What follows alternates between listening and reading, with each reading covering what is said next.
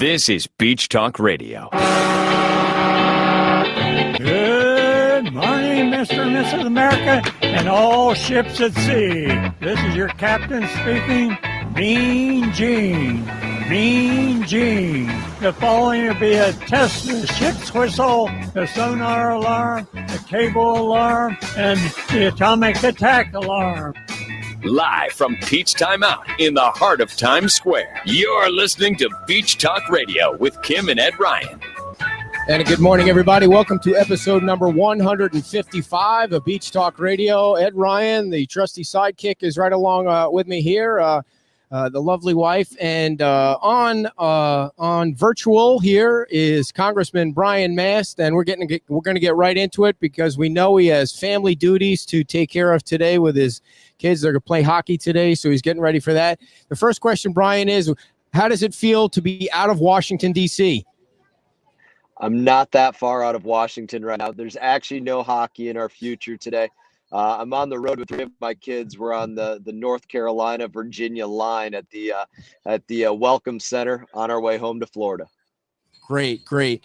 So the big question is you wrote a blog piece that posted a couple of days ago about Lake Okeechobee, which for those of us down here and other places, 2018 was horrible with the red tide, and it hurt a lot of businesses and green algae and made a lot of people sick, and a lot of it had to do with the Caloosahatchee. So kind of tell us what your goal is there, with the blog post and how you think that might be accomplished. Corps of Engineers is about to basically finalize what they're going to do for the next decade in terms of how they manage our waters in Florida, right? Lake Okeechobee, where and when the water gets released in the summertime, what directions it goes. That matters to the Caloosahatchee. It matters to the St. Lucie, the Everglades, folks around Lake Okeechobee. It matters to everybody. But when this was written, the Lake Okeechobee regulation schedule, what governs us right now, I don't think there's anybody that can say it gave the guaranteed flows to the Caloosahatchee that they need in the dry months, and it guaranteed that they weren't going to get crapped on in the summer months and get way too much water and toxic water at that. Same thing for the St. Lucie, and same thing for the Everglades for the water that they need. This is truly a once in a decade, maybe once in a lifetime opportunity to actually get that water management right. And the Corps has actually come up with ways to say, yeah, you know what? We can get the water to the Caloosahatchee that they need, even though quite often we don't give them what they need. We can get more for agriculture, more for the Everglades, and cut off the water to the St. Lucie because they don't want it.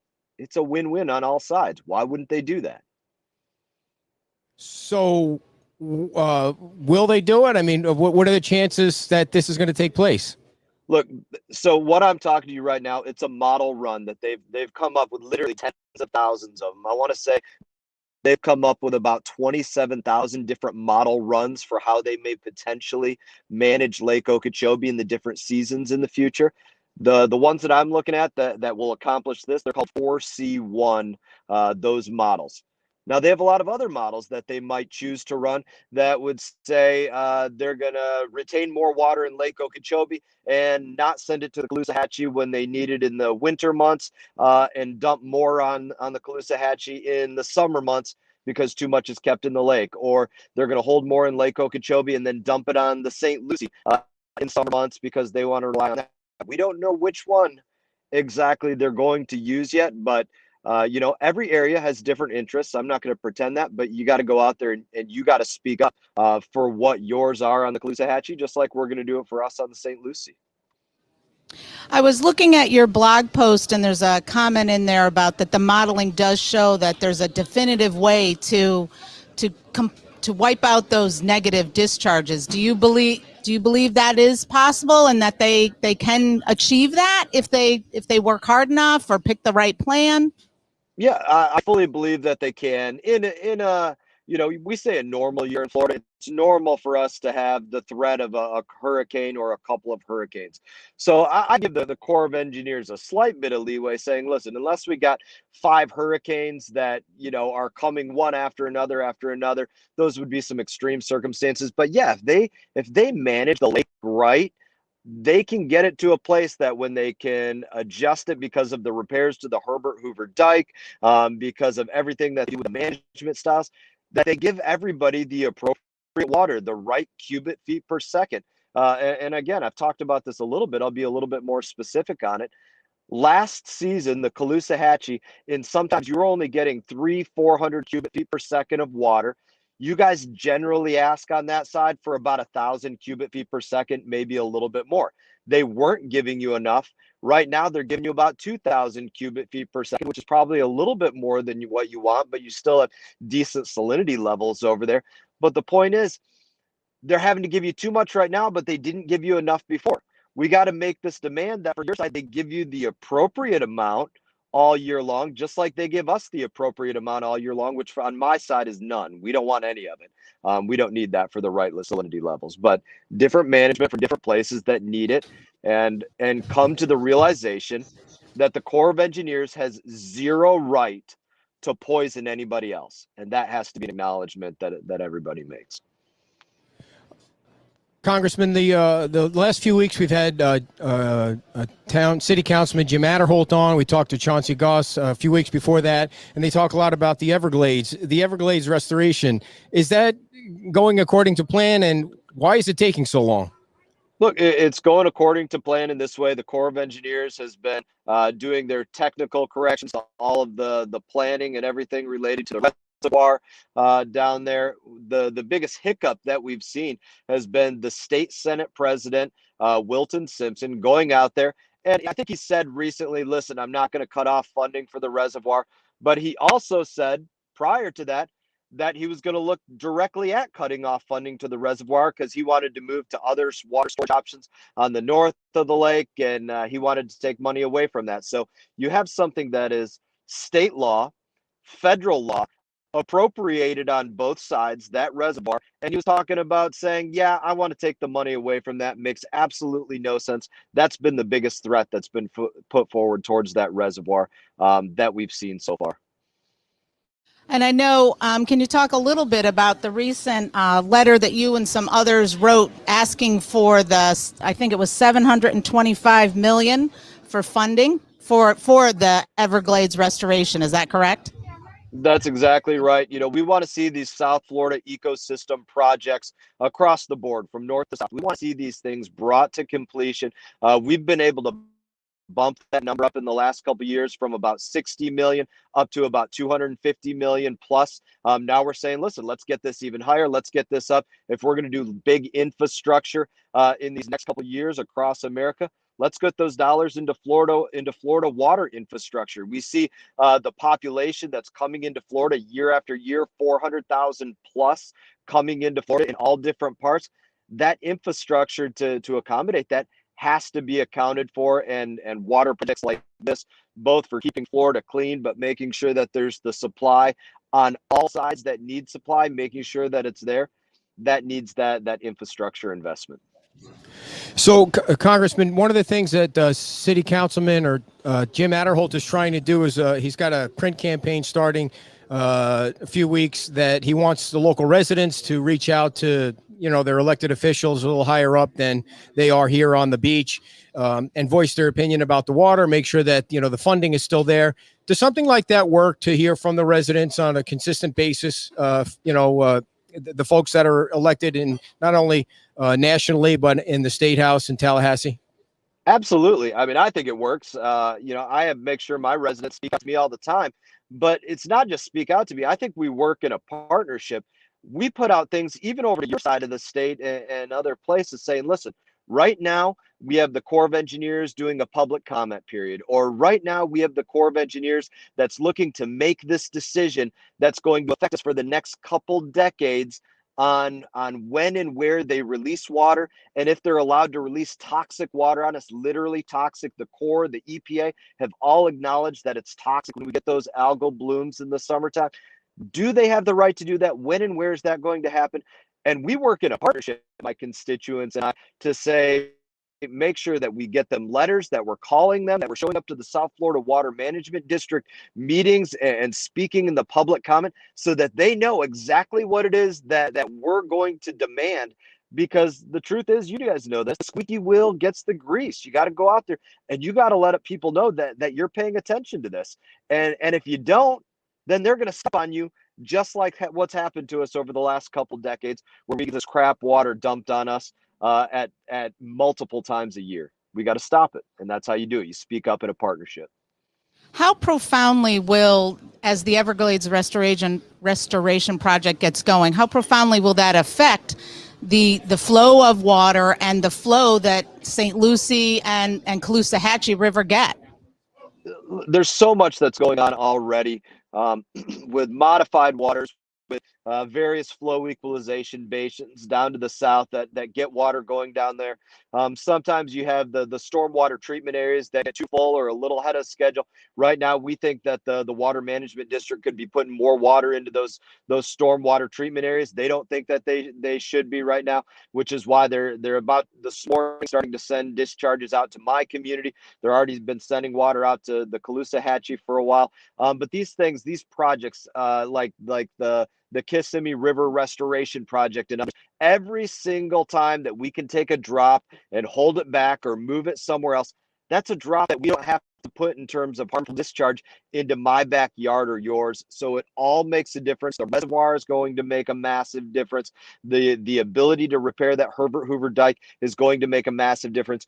And one of the things that I've been yelling for years is the change in management that the Corps of Engineers do in terms of getting more water out of the lake before hurricane season, where they don't have to build a decade worth of infrastructure. They don't have to spend billions of dollars in order to do it. Just manage it differently so that they try to get water out of the lake before hurricane season, before the water is toxic. It's a no-brainer. And when they do those things, they put us all in a better situation for hurricane season. Congressman, President Trump was a big supporter and helpful federally with what we're trying to accomplish down here. Do you feel the same way about this administration and the and what's going on in Washington with losing the House and the Senate now? Look, President Trump was a huge supporter. He helped us up those numbers into infrastructure. He stood on the shores of Lake Okeechobee and looked at the problems himself. Look, I don't care who the administration is. I'm going to be hopeful that they work with us in a big way to get this accomplished. We have Democrats on the other side that will be working to get those dollars into Florida as well, like Debbie Wasserman Schultz, who sits on the Appropriations Committee. She's going to be working to get those dollars, hopefully, for the Everglades projects, just like I'm going to be working to get those dollars into those projects. And as we move into the next Water Resources Development Act, I think you're going to see something with the Democrat unified government that didn't occur before. You're going to see them in all likelihood, and this is going to create a big mess on a lot of sides, but you're going to see them open up what's known as the Clean Water Act, and beyond that, what's known as Waters of the U.S. And when they start opening that up in the next Water Resources Development Act, basically a year from now, you're going to see fights like you've never seen before in the state of Florida. So we talked a little bit about people writing their congressman. Is there anything people can do to sort of encourage the Army Corps of Engineers to make the best decision for the areas that they live in? Yeah, look, like I said, I'd tell you the 4C1 models for what they're going to do in the new Lake Okeechobee System Operating Manual. I think that's the best models. It helps get everybody the water that they need and eliminates the water that they don't need. And in that, I think it's a win-win. So I think people should be asking for that. But I would encourage you all, look at those model runs. Speak to your representative, Byron, over there. I think he's doing a great job getting up to speed on everything related to this at the federal level. And let him know that you want him to go out there and advocate for these runs, that there's room to make sure that you're guaranteed the water that you need in the winter so that you don't have bad ecology, and that there's a way to guarantee that you don't get the water that's too much in the summer. So you're not getting 5,000 cubic feet per second in summer and getting crapped on 2 seasons a year, getting your water destroyed. And get him to go out there and advocate for that. We'll be advocating for it on my side. Byron and I speak a lot, and I think you got a good representative over there who can go out there and work together with the rest of us to help get this across the finish line for Florida waters. We can do this. Congressman, how much of this is political? How much of the releases are political? For the average person that doesn't pay attention to the water issue as much, how much of it is political, and is it 100% needed to be released the way it is? Totally political. It's not to say that we don't have needs that need to be met, and that people that don't have rights to have water, they do. Look, agriculture has a right to water. Sugar has a right to water. The farmers, they have land, things like that. I would never take that away from them. And the Caloosahatchee has a right to water. The Everglades has a right to water. But you got to get to the point where you make certain acknowledgments that say you have a right to water, but you don't get to demand so much water that it requires dumping toxic water on me in the summer because you asked the Corps of Engineers to keep so much of it in reserve. That's a bridge too far. You went too far asking for that much if that's what it requires for you to keep that much water. That's the political side of what has gone on with previous Lake Okeechobee management. And the U.S. Sugar Company, this is not hyperbole. They've sued the Corps of Engineers to say, we don't want you to lower the levels on Lake Okeechobee one drop, even if it means we don't have to dump on the Caloosahatchee, we don't have to dump on the St. Lucie, and we can get more water to those guys in the winter when they need it, the Everglades when they need it. That doesn't matter. We're going to sue to say we don't want any managerial changes. Doesn't matter that it doesn't cost a dime. That is totally political, and that is totally BS. We got to look at this holistically and make those acknowledgments. Brian, you are like the voice for the state for when it comes to the water issue. That's the way we feel about it. Do you feel like the people on this side of the state are as loud as you are? Are they doing as much as they should be doing? The people that are in your position that have the power to do what you're doing? Look, I've worked with some great people over there.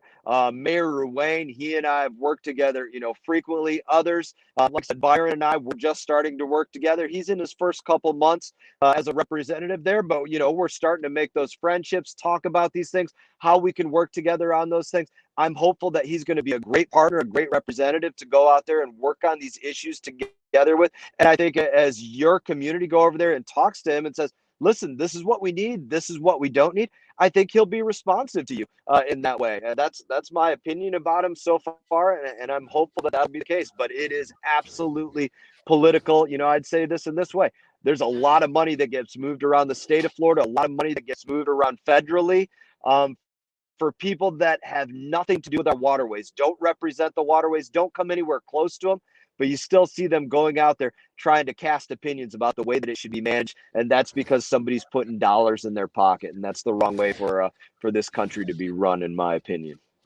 So before we let you go, I have to ask you the question because you are for those of you that don't know, you should Google Congressman Brian Mast and make sure that you get on his congressional website and subscribe to his blog and watch some of his videos. He's a great American hero, in addition to being a hero for us down here for the water. What is the morale of the troops right now, Congressman? Look, I think there's a lot of questions about what's going on in the world. Are we going to bring some of these wars to a close, close down Afghanistan, bring people back home? We've seen, attacks going on over in Syria and other places. We see alignment with Iran, or looking to realign with Iran when the Trump administration helped move us out of what I thought was some really terrible deals. And what do we see as they're trying to realign with Iran? Iran talking about how they have cells across the United States of America and others. There's a lot of worries, I think, as it relates to international relations and what is going to be the strength of the U.S. I think you can see that on our southern border. I think you see what's going on with our National Guards men and women in Washington, D.C. and in the Capitol. There's some real questions with our service members right now for what is going to be the future role of the United States as a police entity, or as defending our country, or as individuals that just have to be worried about their rights being taken away from them as citizen soldiers, whether their rights to speak about what they want or defend their family and their home in the way that they want. And I think that hurts morale for our soldiers. Congressman, thank you so much for your time. Thanks for coming on again. We appreciate it. You're always great to us, and safe travels home. Thank you. Always good to talk to you. Thanks for having me. Thank you very much, Congressman Bye-bye. Brian May.